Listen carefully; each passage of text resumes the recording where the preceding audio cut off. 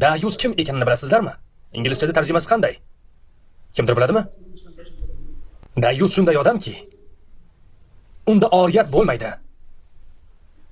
Unga mahram bo'lgan ayollar ko'chalarda ochilib, sochilib yursa ham ularga ahamiyat bermaydi, beparvo bo'ladi. Ularni qizg'onmaydi, qizg'onish hissi bo'lmaydi. Payg'ambar ularni dayus dedi. Payg'ambar sollallohu alayhi vasallam aytdilar, qiyomat kunida Alloh subhanahu va taolo hatto unga qarab ham qo'ymaydi. Shuning uchun birodar, menga kelib ayollarimiz yo'ldan chiqib ketmoqda, hurmat qolmadi, shikoyat qolmadi demasdan avval ayt, erkaklar qayerda? Bugun erkaklar topiladimi yoki yo'qmi? Bugun birodarlar, vallohi jonim qo'lida bo'lgan zotga qasamki, aytaman, keling aniq qilib aytay. Men halol va harom haqida gapirmayapman. Halol va harom bu bolalar bog'chasi tili. Vallohi jonim qo'lida bo'lgan zotga qasamki, bu faqat mantiq va oriyat masalasi.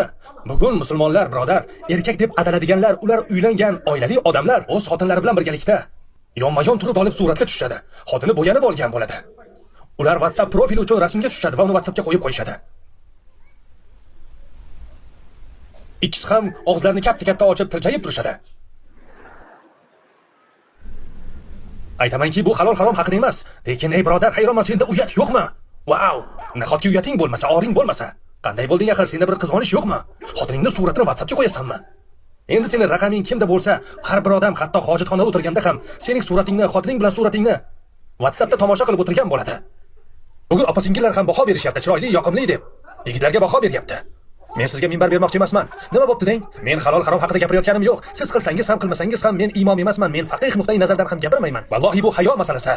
Shayxlardan biri menga kelib aytdi, "Siz nega ayollarni videolaringizga olib chiqmaysiz?" Qulog'imga ishonmadim, dedim. "Shayx, jiddiy aytyapsizmi? Demak, siz ayollarning rasmini qo'yishimni xohlaysiz, toki har bir buzuqi uni tomosha qilsin. Hozir 21-asr-ku" deydi. Men aytdim, "Shayx, xohlasangiz sizni xotiningizni olib chiqaman."